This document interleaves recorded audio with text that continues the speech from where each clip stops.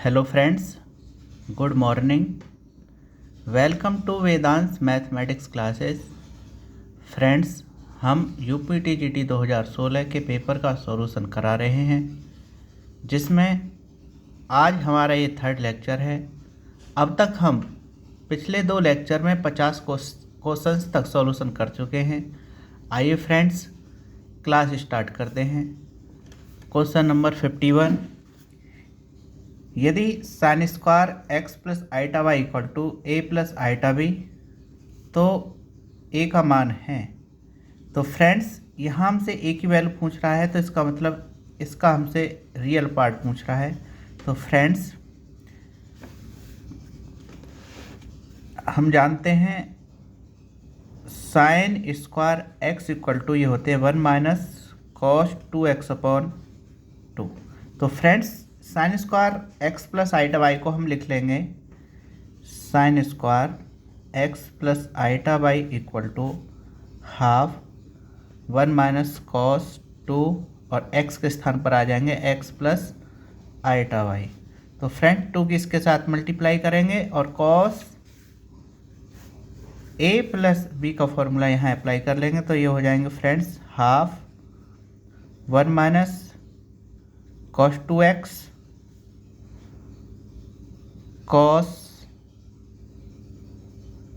2 iota y minus sine 2x sine 2 iota y. तो हम minus, ठीक है फ्रेंड्स।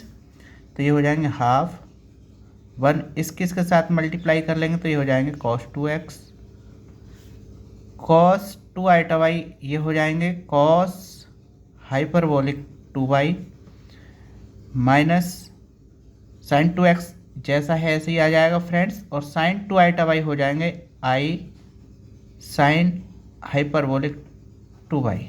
तो हमसे रियल पार्ट पूछ रहा है, तो आई वाले पार्ट को छोड़कर बाकी ये एक ही वैल्यू कहलाएगी। तो ये हो जाएंगे half 1 minus cos 2x cos hyperbolic 2y। तो ये होगी हमारी ए की वैल्यू। तो ऑप्शन बी इसका करेक्ट आंसर हो जाएगा। क्वेश्चन नंबर 52,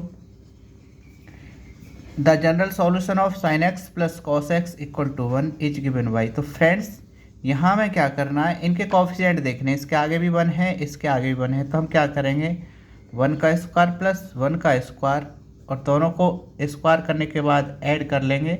ऐड करके जितना आएगा उससे हम डिवाइड कर देंगे। तो फ्रेंड्स, ये हो जाएंगे 1/√2 sine x plus 1/√2 cos x equal to 1/√2। तो फ्रेंड्स, इसे हम लिख सकते हैं साइन एक्स, और ये हो जाएगी कॉस π/4 की वैल्यू प्लस कॉस एक्स, और ये हो जाएगी फ्रेंड्स साइन π/4 की वैल्यू। तो इसको इतना ही लिख लेंगे। तो ये फ्रेंड्स, ये फॉर्मूला हो गया हमारा साइन a प्लस बी का x प्लस π/4 इक्वल टू, ये साइन में हो गई π/4 की वैल्यू। तो फ्रेंड्स, इसकी जो जनरल वैल्यू होगी साइन में, वो हो जाएगी x प्लस के π/4 equal to n pi plus -1 की power n into alpha. Alpha कितना हो गया π/4, π/4 को इधर लेके जाएंगे, तो ये हो जाएंगे friends x equal to n pi plus -1 की पावर n इंटू π/4, और ये हो जाएंगे माइनस के π/4। ऑप्शन सी इसका करेक्ट आंसर हो जाएगा फ्रेंड्स। आइए क्वेश्चन 53 देखते हैं। एक समबाहु त्रिभुज में परिवृत्त की त्रिज्या का अंतःवृत्त की त्रिज्या से अनुपात है। तो ये हमेशा 2:1 में ही रहेगा। परिवृत्त की त्रिज्या का अंतःवृत्त की त्रिज्या से अनुपात 2:1 होगा। ऑप्शन डी इसका करेक्ट आंसर हो जाएगा। क्वेश्चन नंबर 54, एक वृत्त के बिंदु सी पर स्पर्श रेखा एवं व्यास AB को बढ़ाने पर बिंदु डी प्रतिच्छेद करते हैं।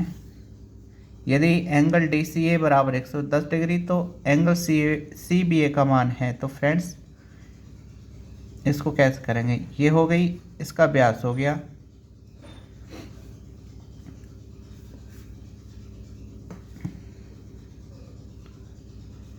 और ये सी हमने कोई पॉइंट मान लिया यहाँ। तो जब हम इसको बढ़ा रहे हैं और इसको बढ़ा रहे हैं स्पर्श रेखा सी को, तो ये बिंदु डी पर मिल रहे हैं। तो फ्रेंड्स हमसे ये कह रहा है एंगल डी सी ए ये हमें दे रखा है 110, कितना 110 डिग्री। एंगल सी बी ए हमसे पूछ रहा है, एंगल सी बी ए यानी ये हमसे पूछ रहा है, तो इसको हम इस तरह से मिला देंगे। अब ए बी इसका व्यास है, तो इसका मतलब ये जो एंगल है बी सी ए ये अर्धवृत्त में बना कोण हो गया, तो ये 90 का होगा। ये टोटल एंगल यहाँ से यहाँ तक कितना है 110, तो 110 से हम 90 कम कर देंगे तो फ्रेंड्स ये हमें निकल जाएंगे, ये आ जाएंगे हमारे पास में 20। अब फ्रेंड्स ये एक ही वृत्त खंड पर बना कोण है, जितना ये होगा उतना ये होगा फ्रेंड्स।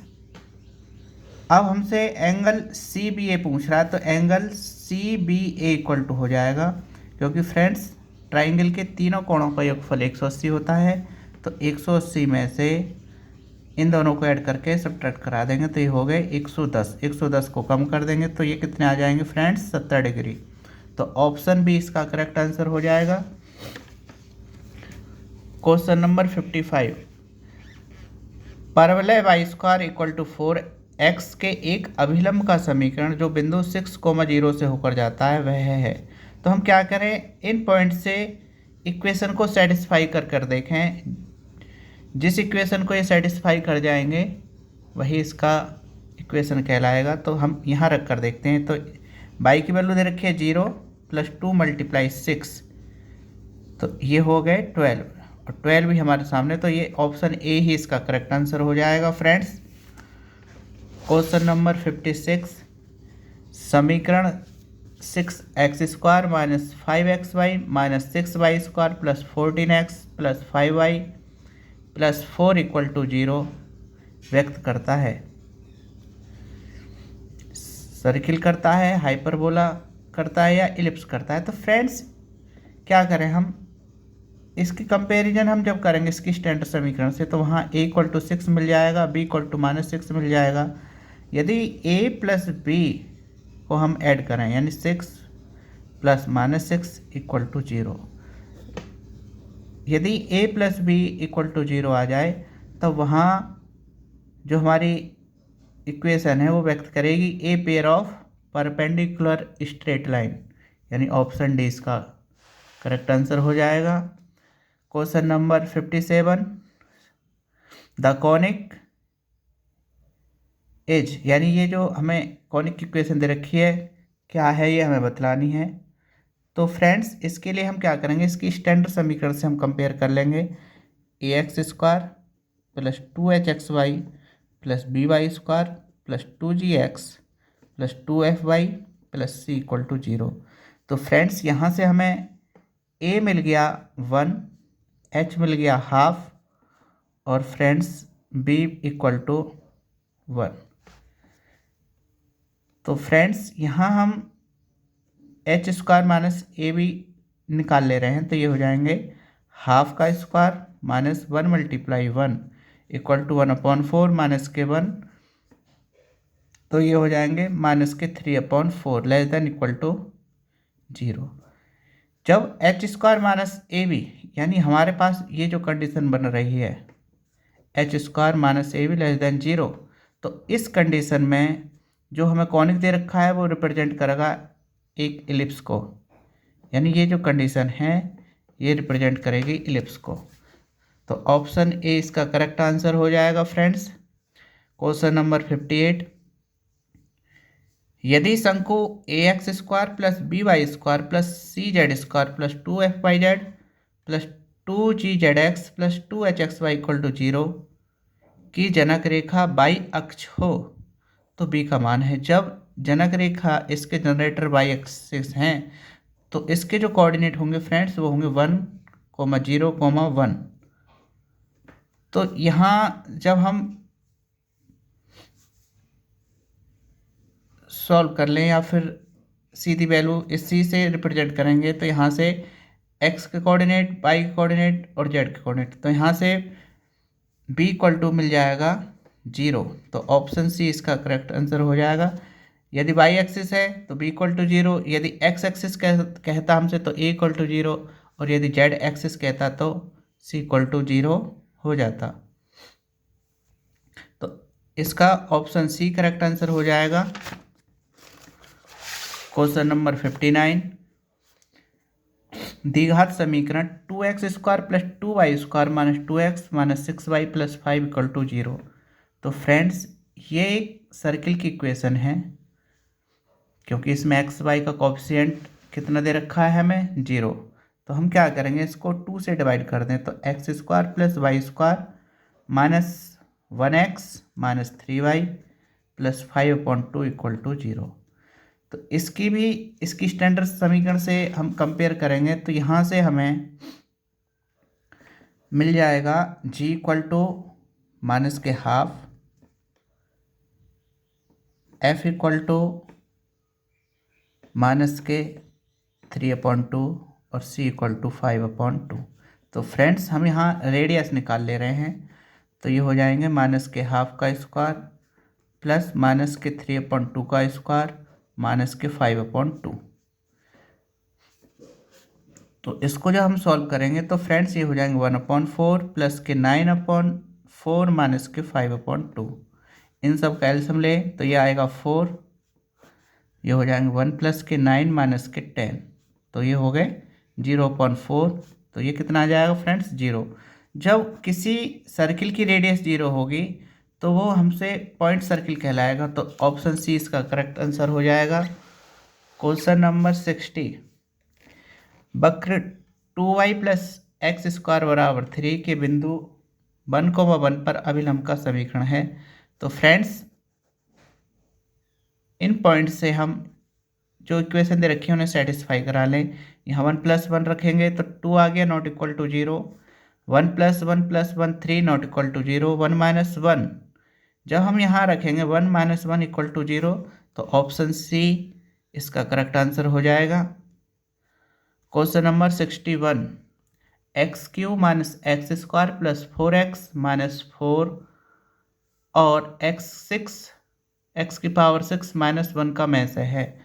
तो हमसे SCF पूछ रहा है, तो क्या करेंगे, इनके फैक्टर कर लेंगे। तो इसके फैक्टर करेंगे हम, तो x² कॉमन आएगा फ्रेंड्स, यहाँ x - 1, यहाँ से 4 कॉमन आएंगे तो x - 1, तो x - 1 x² प्लस के 4। तो फ्रेंड्स इसके हम फैक्टर करेंगे,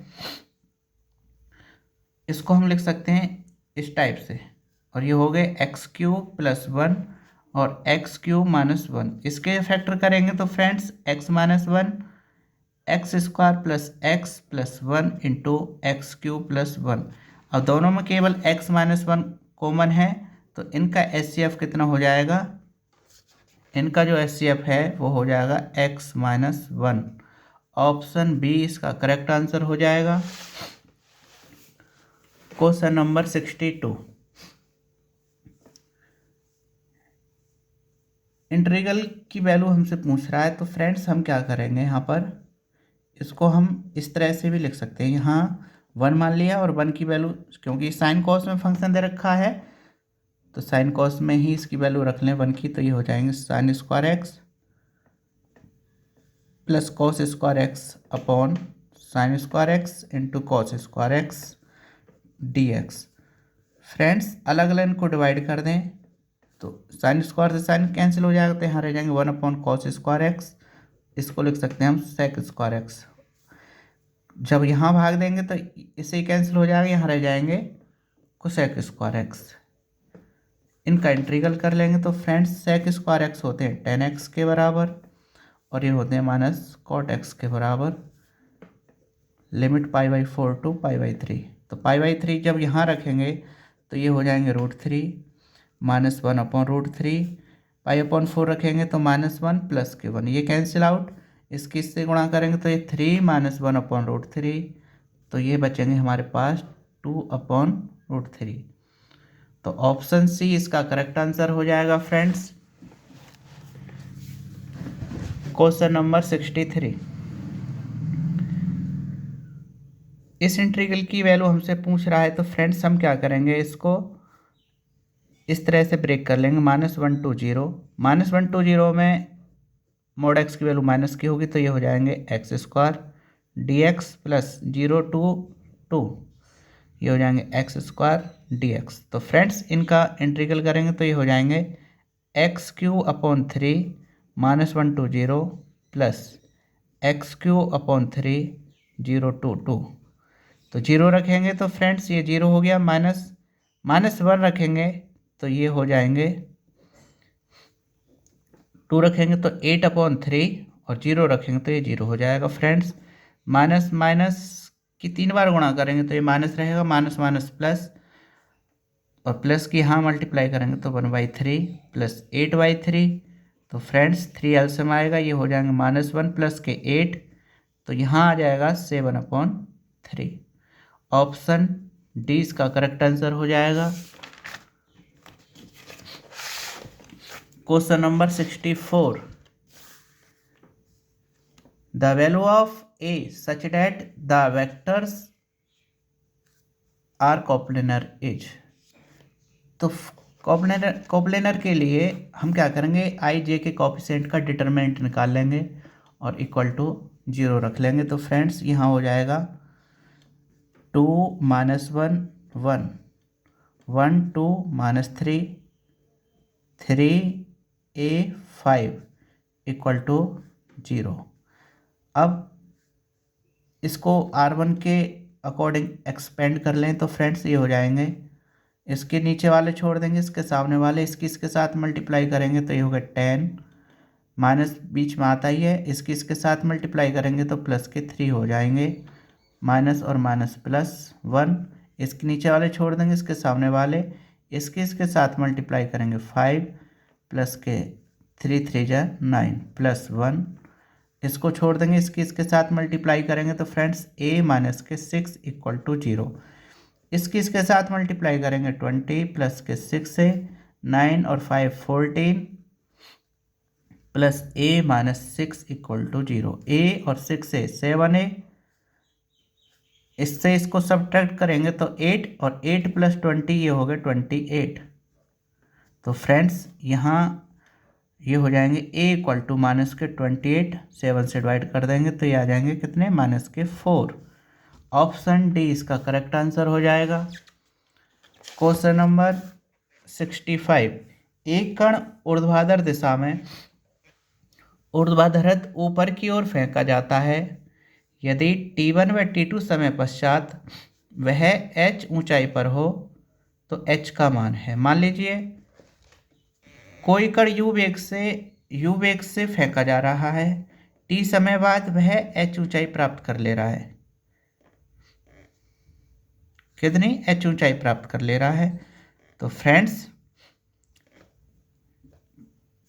क्योंकि कण को नीचे से ऊपर की ओर फेंक रहे हैं तो ये हो जाएंगे h equal to ut minus के हाफ GT², 2 से हम मल्टीप्लाई कर देंगे और इसको हम लिख सकते हैं 2h equal to ut minus के GT², या फ्रेंड्स इसको लिख सकते हैं हम GT² और 2 से मल्टीप्लाई करेंगे, यहाँ भी मल्टीप्लाई हो जाएगी तो ये हो जाएंगे माइनस के 2ut plus 2h equal to 0। अब ये t में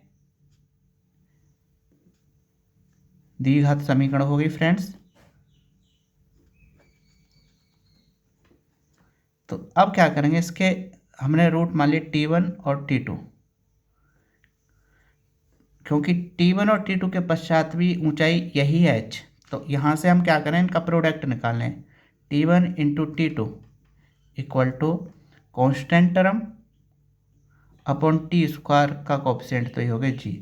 तो फ्रेंड्स जी की यहाँ मल्टीप्लाई हो जाएगी तो ये हो जाएंगे 2h equal to t1 t2 into g, या h equal to half g t1 into t2।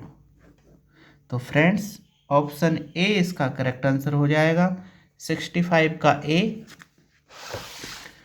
Question number 66, if A is a symmetric matrix then 3x plus y is equal to। तो symmetric matrix के लिए हमें क्या represent करना होगा, ए equal to ए का transpose.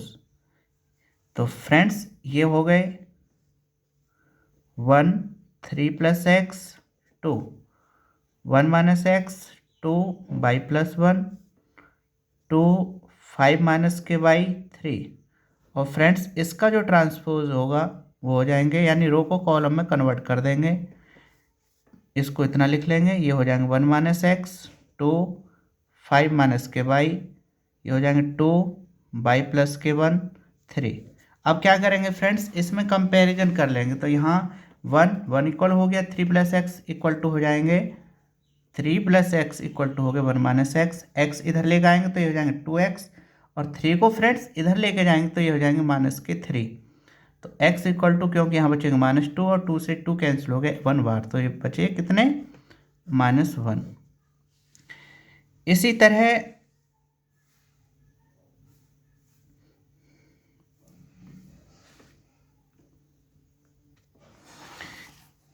इसी तरह हम इसको और इसको इक्वल रख लेंगे तो ये हो जाएंगे 5 minus k y equal to y plus k 1।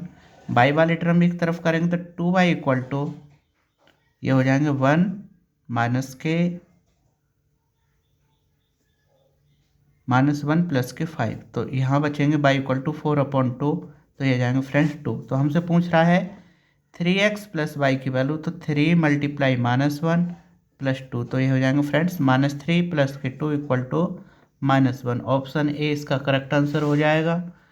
Question number 67, यदि किसी प्रक्षेप्य में महत्तम ऊंचाई क्षैतिज परास के बराबर है तो प्रक्षेप कोण होगा। तो फ्रेंड्स इसके लिए हम क्या करेंगे, r tan theta equal to 4h, और यहाँ में दे रखा r इक्वल टू h, तो ये हो जाएंगे tan theta equal to 4h upon r, और r इक्वल टू हमें कितना रखना है, h से h कैंसिल, तो ये आ जाएंगे 4। तो फ्रेंड्स यहाँ से हमें ये हो जाएगा theta equal to tan inverse 4। तो ऑप्शन डी इसका करेक्ट आंसर हो जाएगा। क्वेश्चन नंबर 68, यदि ओमेगा इकाई का समरिस घनमूल हो तो 1 plus omega square plus dot dot dot plus omega की पावर 100 बराबर है। तो फ्रेंड्स यहाँ हमें दे रखा 1 plus omega square plus dot dot plus omega की पावर 99 प्लस ओमेगा की पावर 100। तो हमें क्या करना, 3 3 के पेयर बनाने, क्योंकि हम जानते हैं 1 plus omega square equal to 0। तो 3 3 के पेयर बनाएंगे तो ये कितने दे रखे हैं, 100। कितने दे रखे हैं ये हमें, 100। जब ये 100 हैं तो हमारे पास में कितने टर्म बचेंगे फ्रेंड्स, यहाँ क्योंकि हम यहाँ से काउंट करेंगे, ये दे रखे हैं यहाँ से लेकर यहाँ तक 100 और एक ये हो गया, तो ये हो गया 101। और इसको फ्रेंड्स 3 से हम डिवाइड कर लेंगे क्योंकि हमें 3 3 के पेयर बनाने हैं। तो ये हो जाएंगे, यहाँ रिमाइंडर बचेगा हमारा 2। रिमाइंडर 2 बचने का मतलब है कि लास्ट के 2 टर्म हमारे पास शेष रह जाएंगे, बाकी सब की वैल्यू कितनी हो जाएगी, 0। तो ये हो जाएंगे ओमेगा की पावर क्यू की पावर 33 प्लस ओमेगा की पावर 3 की whole power 33 into omega square नहीं सॉरी ओमेगा, क्योंकि 100 है तो यहाँ इतने, तो ये हो गए 1 के बराबर, ये भी 1 के बराबर इंटू ओमेगा, 1 इंटू ओमेगा। तो ये कितने बचेंगे हमारे पास में, 1 प्लस के ओमेगा। ऑप्शन 20 का करेक्ट आंसर हो जाएगा। क्वेश्चन नंबर 69, अपनी सामान्य गति की 3/5वीं गति से चलने पर एक रेलगाड़ी अपने गंतव्य पर 4 घंटे की देरी से पहुंचती है। सामान्य गति से यात्रा करने में उसे कितना समय लगेगा।